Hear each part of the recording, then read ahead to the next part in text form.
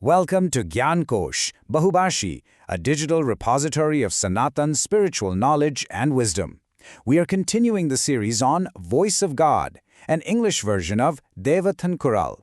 Today, we're unpacking a truly fascinating perspective on a system we literally all take for granted.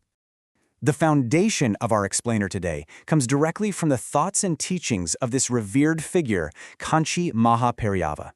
He's the architect of these profound discourses compiled into the monumental 7-volume series known as Deivathin Kural, or The Voice of God. His observations provide a deep spiritual authority on the true nature of human development. Okay, let's dive into this paradox. When we think of education today, we generally think of progress, right? We think of, enlightenment, better behavior, a more civilized society. But the source material asks us to pause for a second and consider a pretty startling paradox. What if the way we are learning right now is actually moving us backward in terms of our inner character? To really grasp this paradox, we've got to look back at the ancient original goal of learning. The text highlights a very specific concept, vinayam. Basically, this translates to humility, modesty, or self-control. According to this ancient wisdom, vinayam is supposed to be the absolute first true fruit of any education. Actually, back in ancient times, a student wasn't just called a learner, they were known as a vinyan, literally one who is humble. It establishes a hard rule. Learning without self-control simply isn't true education. Not at all. And the discourses present a really stark observation to back this up. Think about uneducated, rural areas, often tribal or indigenous communities without any formal schooling. The text points out that they actually tend to live quite peacefully. You don't see magistrate courts or high courts everywhere. Those inherent bad habits and systemic crimes just aren't as prevalent. But then, contrast that with highly educated areas. Places completely packed with high schools, colleges, and universities. Those are the exact same places where fraud, complex criminal cases, theft, and endless litigation are just skyrocketing day by day. So the crucial point is this tragic paradox. Instead of building character, modern education, as described in the source, seems to actively strip away our natural modesty and our innate devotion to God. The text even specifically points out that the natural inherent humility, historically seen in the women of the nation, is being eroded by this modern system. Rather than education enhancing their natural good qualities, it's actually removing them. It's a really profound critique, isn't it? An education that's supposed to build good character is ultimately destroying it. And the symptoms of this are completely visible right inside the modern classroom. The text details a learning environment completely devoid of that core concept we talked about, vinayam. Schools have become so overwhelmingly crowded that they literally have to run in shifts just to fit everybody in. But what's even more alarming is that places of learning frequently need police or military forces on site just to maintain basic order. We're seeing extreme scenarios where students aggressively threaten their own teachers just to get exam question papers. It paints a pretty bleak picture of a system where ego, demands, and hostility have completely replaced any sense of respect and humility. Well, this brings us to a critical turning point in the source material.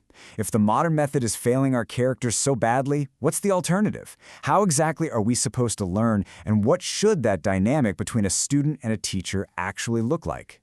To answer this, the text points us straight back to the ancient scriptures and the traditional rules for education, the Gurukula system.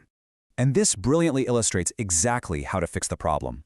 The Gurukula system provides an exact, step-by-step mechanism to make sure character is built right alongside intellect. It was built on 4 major pillars. First up, brahmacharya, the phase of life dedicated solely to learning while young, well before all the complexities of marriage. Second, the student physically went to live with the guru, sharing a daily life together. Third, and this one is absolutely crucial, the student had to beg for alms to sustain both himself and the teacher. Now, this wasn't about poverty. It was a highly intentional practice designed to completely dissolve the student's ego. And finally, through this shared, humble life, the student developed Guru Bhakti, a deep, genuine, mutual affection and devotion. Now, it's really important to note here that the burden wasn't solely on the student. Because the teacher and student were living together day in and day out, the guru had to maintain absolutely impeccable moral standards.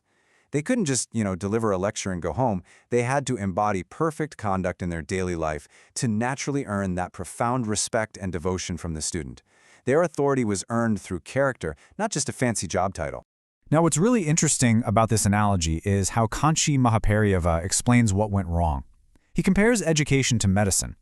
Think of the subjects we learn, math, science, literature, as the medicine. In ancient times and today, the medicine itself might essentially be the same. But in the Ayurvedic tradition, medicine only works if you follow a strict prescribed diet, or pathiam. If you change the diet, that exact same medicine can literally become poison. In modern education, the subjects are the medicine, but we've completely abandoned the diet of devotion, humility, and moral discipline. Because of that missing diet, the education is essentially poisoning society with ego and unrest. But, the source text is also incredibly realistic about all of this.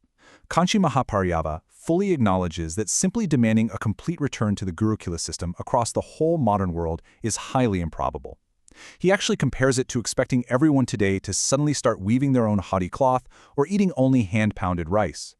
While a few dedicated individuals still do those things as a mark of pride and tradition, trying to enforce it as a universal standard today, it's practically impossible. Let's move on and see how this builds into an urgent call to action. Even if we can't implement it everywhere, the text pleads that we absolutely cannot allow this ancient system to fade into total oblivion.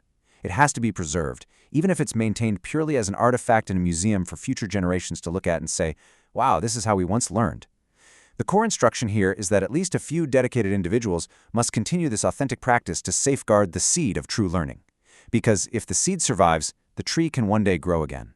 Because ultimately, the source material concludes that Guru Bhakti, this profound ego-destroying devotion to the teacher and the process of learning, isn't just some outdated tradition. It is the exact, necessary medicine to cure the intense unrest, the inflated egos, and the severe lack of character plaguing today's students. Thank you for watching. Gyan Kosh is a multilingual channel where we share spiritual wisdom in English, Hindi, Marathi, Tamil, Gujarati, and Bengali, with more major languages coming soon. Our goal is to bring you the timeless treasures of Sanatan Dharma in a simple, clear, and meaningful way. On our channel, you'll find daily videos on Srimad Bhagavatam, Bhagavad Gita, Mahabharata, Lalita Sahasranamam, Deivathin Kural, the Voice of God, Saundarya Lahari, Saints of Maharashtra, Saints of Bengal, and the story of the divine incarnation of Adi Shankara, all available in multiple languages. If you find our content valuable, please subscribe to Gyan Kosh so you'll get notified about our daily videos. Don't forget to like, share, and spread this divine knowledge with your family, friends, and community.